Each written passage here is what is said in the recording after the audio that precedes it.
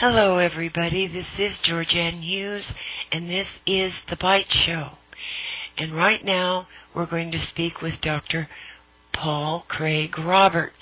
He was the Assistant Secretary of the Treasury for Economic Policy and Associate Editor of the Wall Street Journal. Dr. Roberts, you wrote an article some time ago that the United States had suffered a coup d'etat, and yet the people were reticent to believe in that. I tend to agree with you there, although I notice an increasing anger in the American people. What are your thoughts on this? Well, my just published book, How America Was Lost, discusses how we lost the country. Oh, boy. And we lost it because we have lost the rule of law. Mm-hmm. The executive branch, the office of the president, is no longer accountable to law, neither domestic United States law nor to international law or the Geneva Conventions. The independence of the executive branch of the United States government began in the Clinton regime. It took giant steps forward in the George W. Bush regime. Yes. And with Obama, it has been solidified that the President of the United States and the executive branch under him are simply independent of all rules. They don't have to obey U.S. laws against torture. They don't have to obey U.S. laws against spying. They don't have to obey international laws against war crimes, against human rights violations. They can commit aggressive acts of military invasion whenever they wish to whatever country. They can continue to hold and torture people in Guantanamo prison who have been cleared by the courts. Yes. They simply refuse to release people cleared by the courts. Now, this was an early practice of Nazi Germany. Yes. Before Hitler took complete control of the courts, when the courts would clear somebody of a fabricated charge and he or she would leave the courtroom, the Gestapo would pick them up and take them to the camp. Anyhow. Yeah. And that's what Washington now is doing. So why did this happen? My explanation is 9/11. The so-called terrorist attack on the World Trade Center and the Pentagon.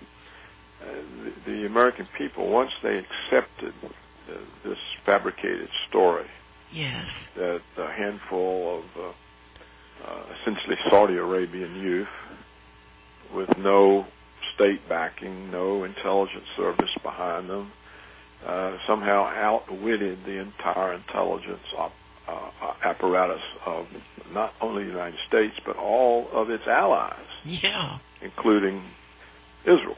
And, of course, this is preposterous. No such thing could ever happen. And but by accepting that, they gave Washington the opportunity to say, look, the only way you can be safe from these terrorists is that we have a police state that can ignore the Constitution, arrest people without evidence, hold them indefinitely in prisons without ever presenting a reason to a court or obtaining a conviction, that we don't need to follow any due process to give them legal representation or anything. and we don't have to obey the Geneva Conventions against torture, and to all of these kinds of atrocities. The Obama regime added we can kill yes. citizens without any due process or any conviction in a court. So this is tyranny. This is what tyranny is. Yes. Tyranny is government that's not accountable to law. That's not even debatable. It's just a known fact. That's what tyranny is. And that's what we have. Now, when you get tyranny, how do you get rid of it? Yeah, like a bad disease. Yeah, you don't. You know, you can't get rid of it. It's there. And so that's my explanation of it. They've used the total destruction of the United States Constitution, yes, to launch illegal wars. That, you know, we're killing people right now in about 6 different countries, and it looks like we're trying to start a war in Ukraine. Yes. So, and all this is very profitable for the military security complex, and it advances the neoconservative agenda of American world hegemony. Mm. So, in other words, when you bring direct strategic threats to nuclear-armed countries such as Russia, you're risking nuclear war, and that's exactly what Washington is doing. And so if tyranny ends, it'll be because we're all blown up. Well, it's lunacy to do that. I mean, you know, to provoke a power like Russia and China into a nuclear war.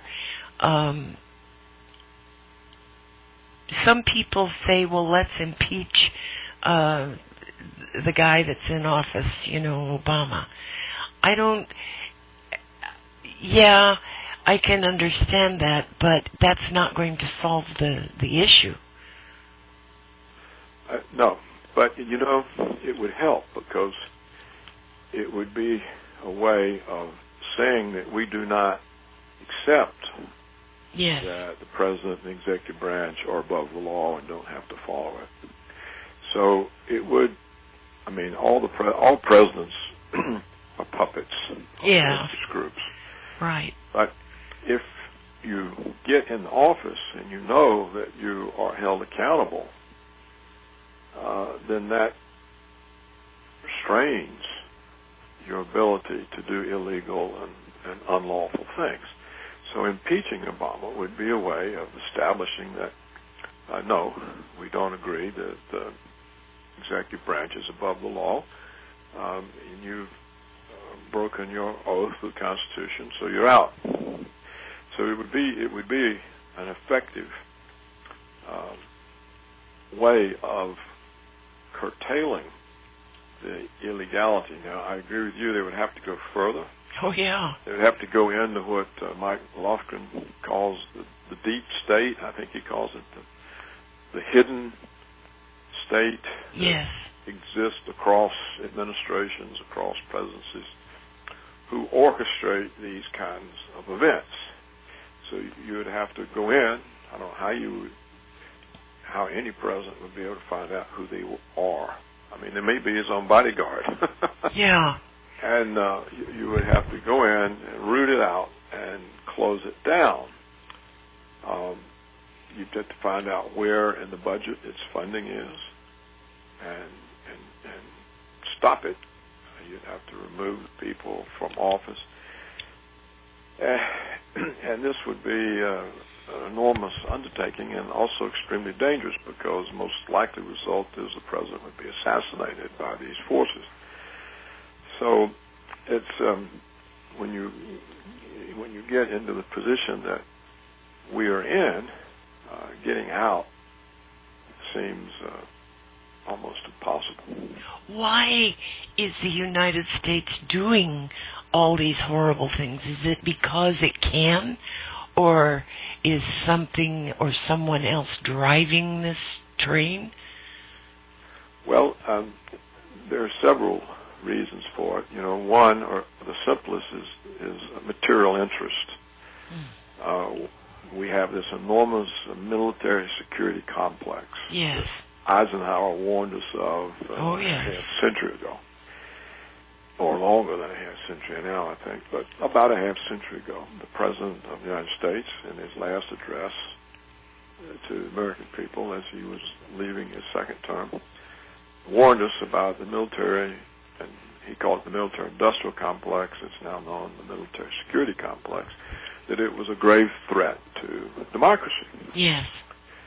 But nobody paying attention. Well, the Cold War made huge sums of money and huge amounts of power for the military security complex. So when the Cold War ended, they were faced with declining values of the military companies and all the rest. So they had to start something else. So we got the War on Terror. We got the notion of America as the world policeman, the War on Terror. So just the material interest of established powerful groups is one of the reasons we're doing these things. Another reason is the neoconservative ideology. The neoconservatives rose up initially in the Reagan administration. Though they never gained much influence, they caused problems for the president. He fired them. He fired them all. Some of them were prosecuted and sentenced, and they were pardoned, such as Elliott Abrams, who was Assistant Secretary of State. But when George Herbert Walker Bush was Reagan's successor, he pardoned them all. Now, they came back in the second term of Clinton. They organized the American attack on Serbia, the theft of Kosovo from Serbia. All of this was the American neoconservatives, and they were laying the groundwork for and the precedents for further intervention against sovereign states. And this happened with George W. Bush, because the response to, well, it really wasn't a response to 9/11, because we now know for a fact the invasion of Iraq was on the agenda long before 9/11. And but 9/11 became the official public excuse for these wars that we've been in now for 13 years. Iraq, Afghanistan, we destroyed Libya, which is now in total turmoil, as is Iraq and Afghanistan. Yes. We conduct illegal attacks on citizens in Yemen, Pakistan, Somalia. We started the war in Syria by arming and sending in Al-Qaeda terrorists who allegedly are our enemy. Yeah. We continually threaten Iran with attack. We're building new naval and air bases to surround China, and the whole purpose of the Ukraine is to pull Ukraine into NATO and put missile bases on Russia's border with Ukraine. So it's extremely aggressive. It's unprecedented. Goes far beyond anything Adolf Hitler ever did. How do you see all of this playing out? The destruction of life on Earth. Yes, not too. Yeah. The United States, with this ideology, this neoconservative ideology of world hegemony, the notion that we, even President Obama has said that we are the indispensable people, the exceptional people. Oh. That's the way Adolf Hitler spoke to the Germans, remember? Yes. Oh, yes. You're the Aryan super people. Mm-hmm. We have rights higher than other human rights. Oh. Well, this is the official position of the United States government. Oh. And so what this does, it makes the government reckless. Yes. And it sees the three obstacles to its world hegemony are Russia, China, and Iran. So it's surrounding all of them hoping to degrade their military capability and to force them into compliance with Washington's hegemony. Now, possibly it could work. On the other hand, the Chinese are an ancient and proud people, and right. I don't think they want to take orders from Washington. And the Russians, they defeated Napoleon. They defeated Hitler. They probably don't want to take orders from a bunch of punks in Washington. Right. And both are nuclear armed. Mm. And so if Washington keeps pushing this, those two countries are either going to have to submit to Washington, or if they don't submit, there's going to be a nuclear war. Oh, so this is the danger of the United States government. It's the greatest danger to life on Earth that has ever existed. I believe you. I certainly do believe you. This thing that's going on in the Ukraine, I watch RT, and the news on RT is so different than the news from the American news sources. I think Russia has got an established right to go into the Crimea and protect the people. I don't know if it's by treaty or it's some agreement. And we keep saying, "Oh, they're rolling tanks and they're forcing the people." I don't see that.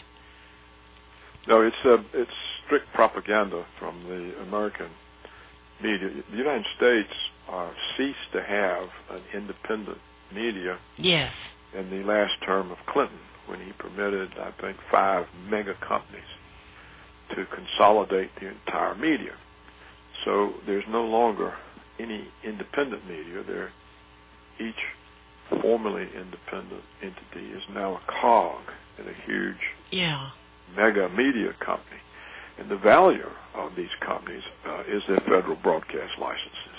Yeah. So they can't possibly go against the government because such huge sums of money are involved. If the government doesn't renew their licenses, the companies go from mega billions to zero in worth. So they can't anger Washington. In addition, the media is no longer run by journalists. They're run by corporate advertising executives and former government officials. Yes. And they have no interest in factual reporting or telling the truth about anything. Their only interest is in getting along with Washington and getting along with the corporation to provide advertising revenues. Mm.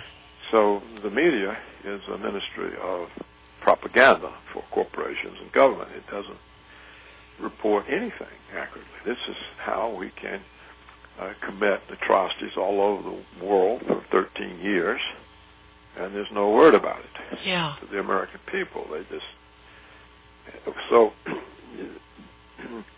But even the Russian media shows signs of being influenced by Washington's propaganda.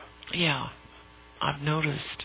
Yeah, they even have media people who think that the Americans must be telling the truth because, after all, they stood up against communism in the Cold War, and a lot of people have this image of the United States as the exceptional, indispensable people. Yeah. So it plays into Washington's hands.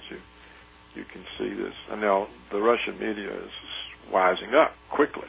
Yeah, I hope so. They are wising up quickly, but you can still see some aspects of is Russia wrong in all of this? Now, as what you said about Crimea, the province is a Russian province that was stuck into Ukraine by Khrushchev in 1954. And also eastern Ukraine, the Donetsk Basin, the cities like Kharkov. These are Russian territories. They were historically part of Russia. They were also stuck into the Ukraine by Khrushchev in the 1950s. Now, it didn't make any difference at the time because it was all the Soviet Union. Yeah. And so just moving one province from one part of the Soviet Union to another didn't have any real meaning. And the reason Khrushchev did this, in my opinion, is that the Western Ukraine, or many people in the Western Ukraine, had fought with Hitler against the Soviet Union in World War II. Yes.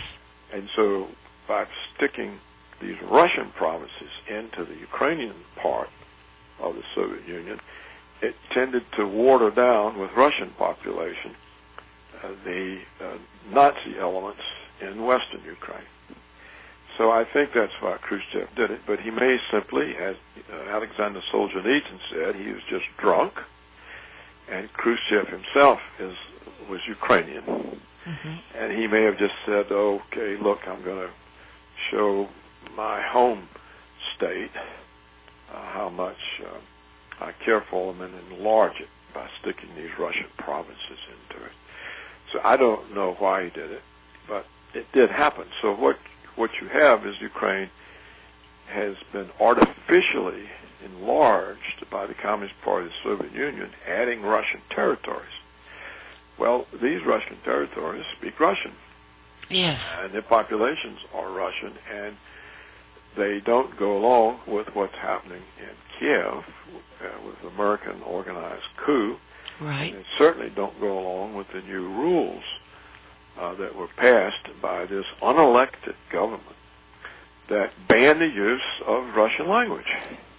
I mean, that would be like coming in tomorrow and saying the American language is banned. I mean, exactly. That's right. Oh my God. So this plus there's a lot of persecution of people. And, yes. And so what is happening in Crimea is the people themselves. There's been no Russian invasion to date of any part of the Ukraine. Right. None whatsoever. The people in southern Ukraine themselves expressed their view to the elected government, which responded to that and voted to return to its independent status. Yes.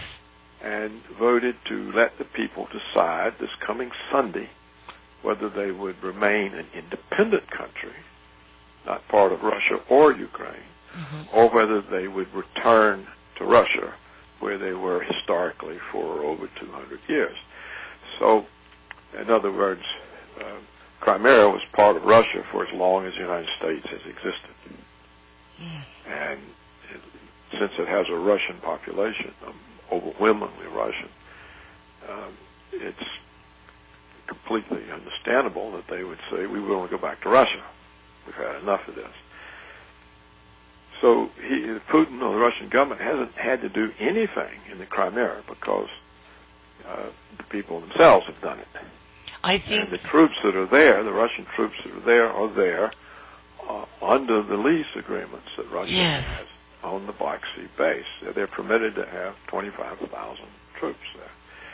So where the trouble could arise is eastern Ukraine, because again, this is Russian, and the people in the streets are protesting against the Kiev government. Yes. And they're demanding that their authorities in eastern Ukraine do the same as Crimea, that they disassociate from the American-imposed government in Kiev. Well, what's happened here, having realized the mistake that Washington made, Crimea has left essentially the Ukraine. They won't be able to get that back. The Americans have sent in, Washington, of course, the Americans haven't a clue. Washington has sent in to govern these Russian cities the Ukrainian multi-billionaire oligarchs. Yes. So that we now have this curious position that the oligarchs who were targets of the initial protest in Kiev are now representing the American government in Kiev in the Russian cities, and they are putting down the protest. The leader, the Russian leader of the protest in eastern Ukraine has been arrested and carried off to Kiev, and no one knows what's going to happen to him. Right. So where the problem will come is if the American stooges that are running Kiev and have put these oligarchs in charge of eastern Ukraine, if they use violence against the Russian population, that's the line that will bring in the Russian troops. Right.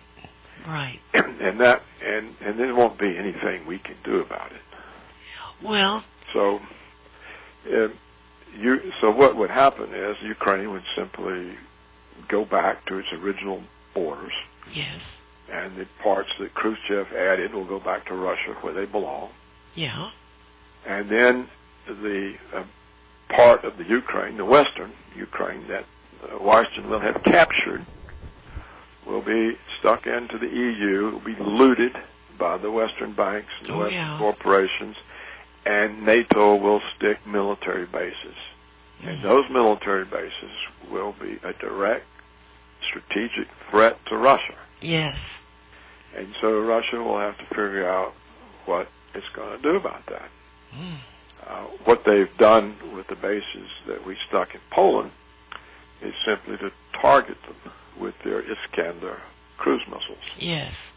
And so they may simply say, well, these anti-ballistic missile bases, we can take them out whenever we need to with these Iskander cruise missiles, and it may simply target Ukraine for the destruction if the need arises.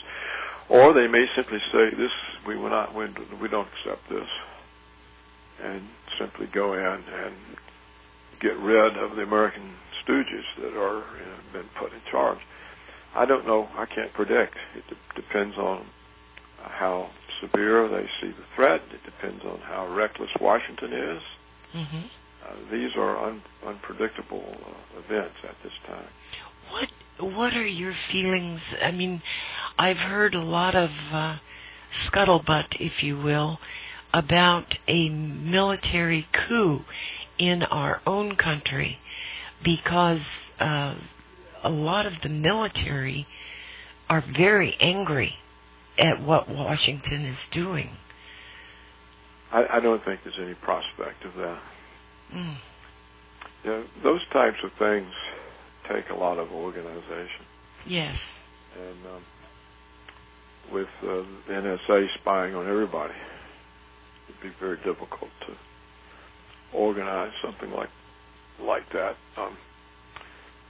I think on the whole that the American people are disturbed, but they don't have enough facts to know what's going on or how to go about doing anything.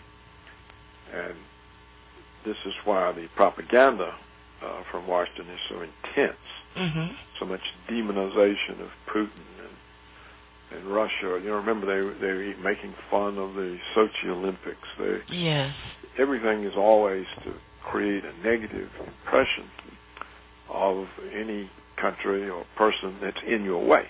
Yeah. And that's the way Washington works. It's always worked that way. It's only now it's totally out of hand. So I don't think there's any prospect of a coup. What there is a prospect of is that the sanctions that Washington says they're going to put on Russia will be too much to the disadvantage of many European countries. Oh, yeah. And European countries will say, well, here we are again suffering. Yes.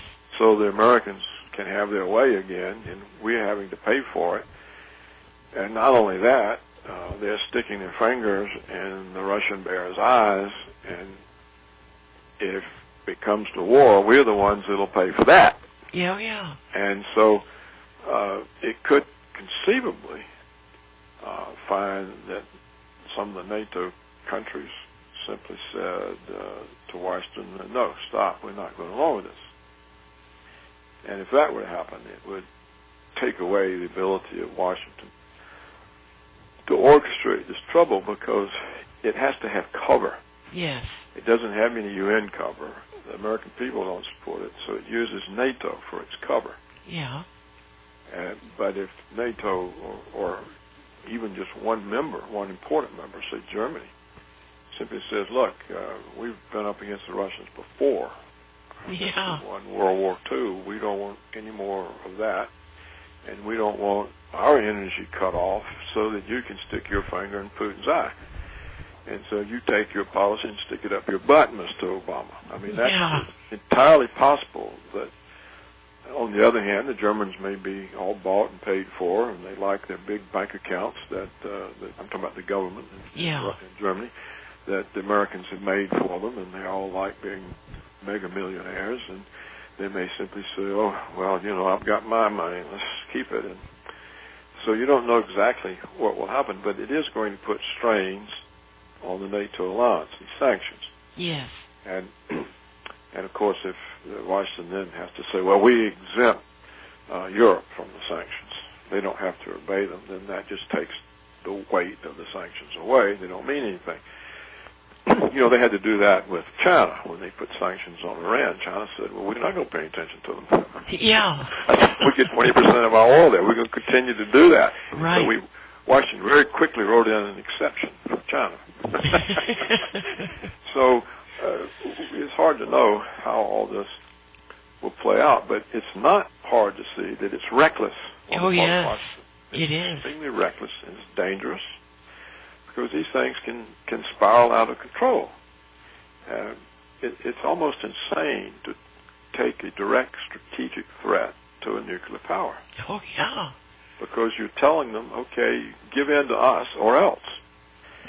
And they're just not likely to give in. Well, I see Putin as a very level-headed leader, and I don't see that in our country at all. I mean, that's right. Obama has even said, I'm good at killing people.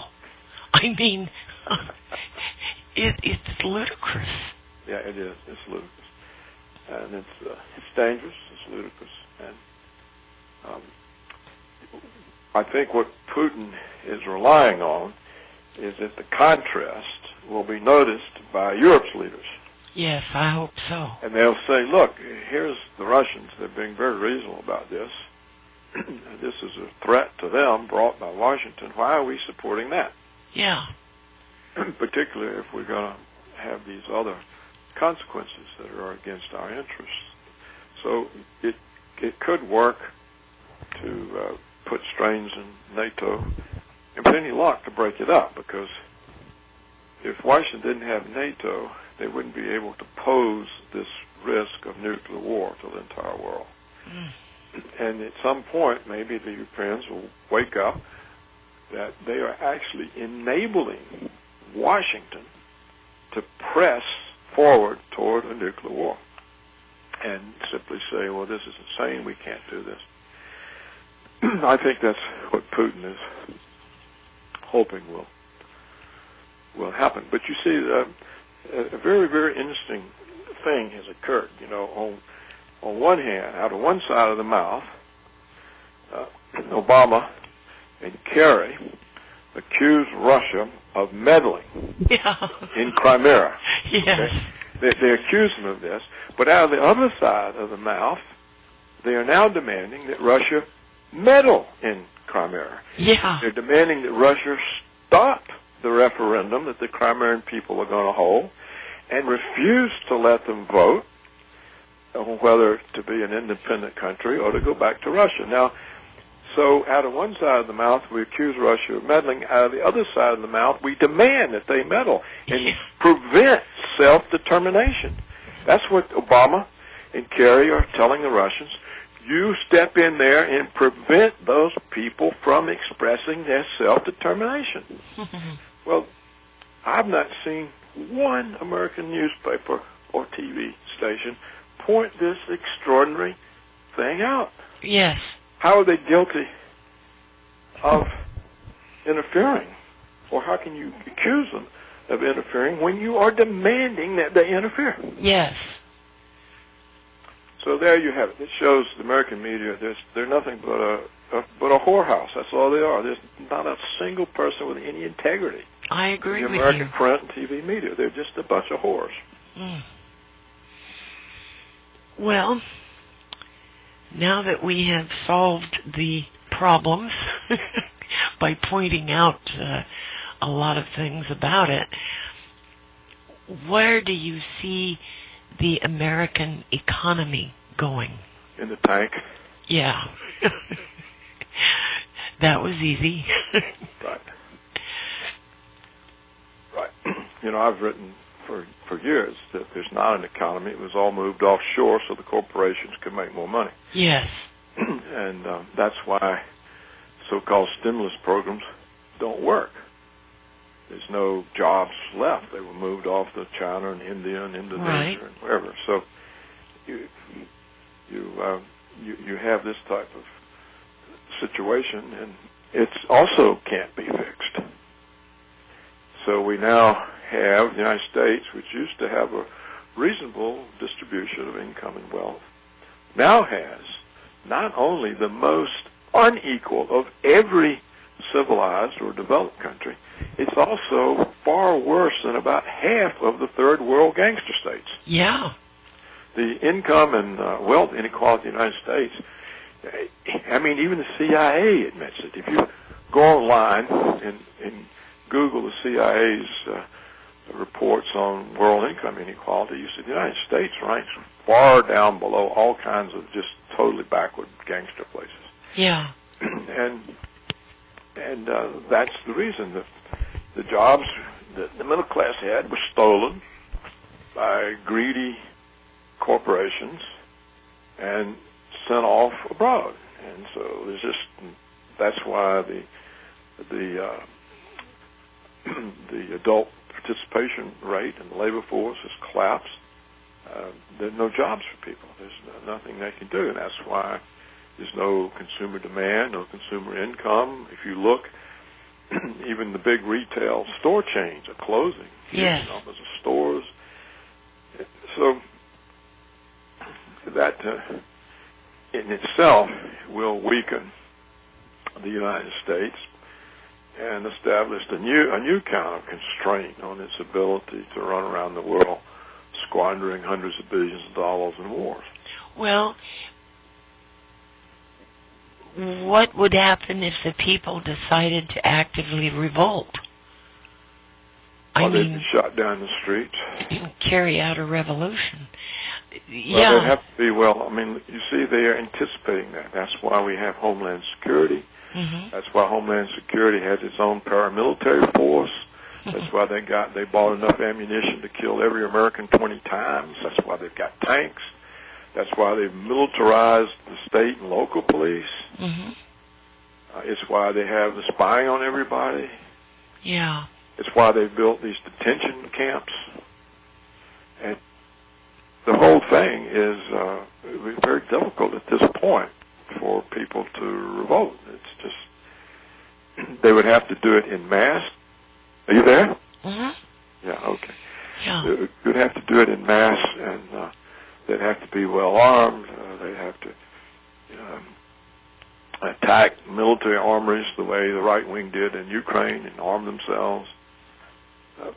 But how can you organize that? It's just not, I don't think it's possible. Well, going back to the Ukraine, we are sponsoring neo-Nazis. Right. What in God's name do they think? I mean, do they think that everybody that remembers World War II has died? I mean, that's not important to them. Oh. What's important to them is grabbing Ukraine. Yeah. So who they use is not important to them. And certainly whatever emerges in Ukraine will not be independent. It'll be a Western puppet state. Yes. So they don't care who they use or who serves their purpose. I mean, they support. Washington has always supported tyrannical governments everywhere. Yeah. Still does. I mean, look, we support the destruction of democracy in Egypt by the military, right? Mm-hmm. As soon as Egypt, the first time in its history, gets an elected government, yeah, we demonize it, and we send in the military that we give several $1 billion a year, and we overthrow it. Yeah. We support the Saudis, yes, which is a tyrannical state. There's no democracy or human rights of any kind there. It's run by one family. Yeah. And we support the Bahrain because we have a naval base there. But what did they do to their protesters? They shot them down in the streets. Yes. There wasn't any outcry from the New York Times or NBC or CNN or Fox News. We support tyranny wherever it serves our purpose. Oh. And we overthrow democracy wherever it doesn't serve our purpose. Right. And that's the way Washington operates. It always has. We overthrew the elected government in Honduras a year or two ago, right? We're in the process now of overthrowing the elected government in Venezuela. Venezuela, yes. Yeah. So, and after we overthrow them, we'll start on Ecuador, Bolivia. We'll probably try it in Brazil. So the whole thing is, Washington is probably the greatest concentration of evil in the universe. I agree. Yeah. Well, I think we've covered the waterfront, don't you? Yes, sir. And I thank you. Please don't hang up. Everybody, pay attention.